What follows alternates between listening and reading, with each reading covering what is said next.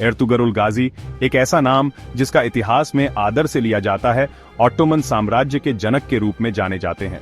उनकी अटूट हिम्मत, रणनीतिक ब्रिलियंस और इस्लाम में गहरी आस्था ने दुनिया के सबसे शक्तिशाली साम्राज्यों में से एक की नींव रखी।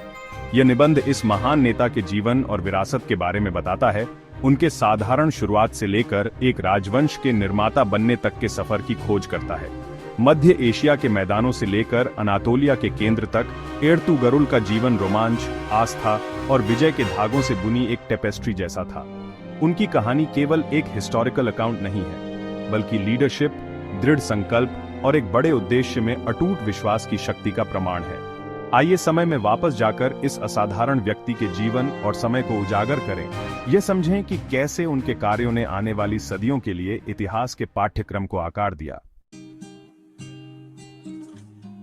एर्तुगरुल का जन्म काई कबीले में हुआ था, जो ओगुज तुर्कों की एक शाखा थी जो मध्य एशिया के मैदानों में घूमते थे। उनके जन्म की सही तारीख समय की धुंध में छिपी हुई है, लेकिन उनका जीवन इस्लामी दुनिया में बड़े उथल-पुथल और परिवर्तन के दौर में सामने आया। मंगोल आक्रमणों ने राजनीतिक परिदृश्य को नया रूप दिया था, जिससे कई तुर्क कबीलों को नए घर और नियति की तलाश करने के लिए मजबूर होना पड़ा। एर्तुगरुल के पिता सुलेमान शाह एक सम्मानित सरदार थे, जिन्होंने अपने बेटे में साहस, न्याय और इस्लाम के प्रति समर्पण के मूल्यों को स्थापित किया।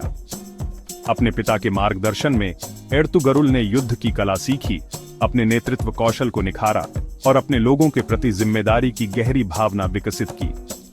ये शुरुआती वर्ष एर्तुगरुल को उस नेता के रूप में ढालने में महत्वपूर्ण साबित होंगे जो उन्हें बनना तय था।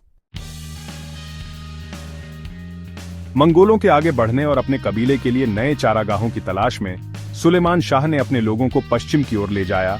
अंततः अनातोलिया में बस गए। पूर्व और पश्चिम के चौराहे पर बसा यह क्षेत्र संस्कृतियों का मेल्टिंग पॉट और साम्राज्यों का बैटल ग्राउंड था। यहीं पर एर्तुगरुल के नेतृत्व के गुणों का सही मायने में परीक्षण हुआ और उनकी नियति एक नवजात साम्राज्य के भाग्य के साथ जुड़ गई। रूम की सेल्जुक सल्तनत आंतरिक संघर्ष से कमजोर और बीजांटिन साम्राज्य के दबाव का सामना करते हुए काई जनजाति को रिफ्यूज और अपनी योग्यता साबित करने का मौका दिया। एर्तुगरुल हमेशा की तरह एक चतुर रणनीतिकार ने अनातोलिया द्वारा प्रस्तुत अवसर को पहचाना। उपजाऊ और रणनीतिक रूप से महत्वपूर्ण इस भूमि ने उनके लोगों के लिए एक उज्जवल भविष्य का वादा किया। 1230 में सोगुत की लड़ाई में बीजांटिन के खिलाफ एर्तुगरुल की निर्णायक जीत ने अनातोलियन इतिहास में एक महत्वपूर्ण मोड़ दिया। संख्यात्मक रूप से बेहतर दुश्मन के खिलाफ हासिल की गई इस जीत ने एर्तुगरुल की सैन्य प्रतिभा का प्रदर्शन किया और एक दुर्जेय योद्धा के रूप में उनकी प्रतिष्ठा को मजबूत किया। इससे भी महत्वपूर्ण बात यह है कि इसने ऑटोमन साम्राज्य की नींव रखी। एर्तुगरुल की विरासत उनके सैन्य कारनामों से कहीं आगे तक फैली हुई है।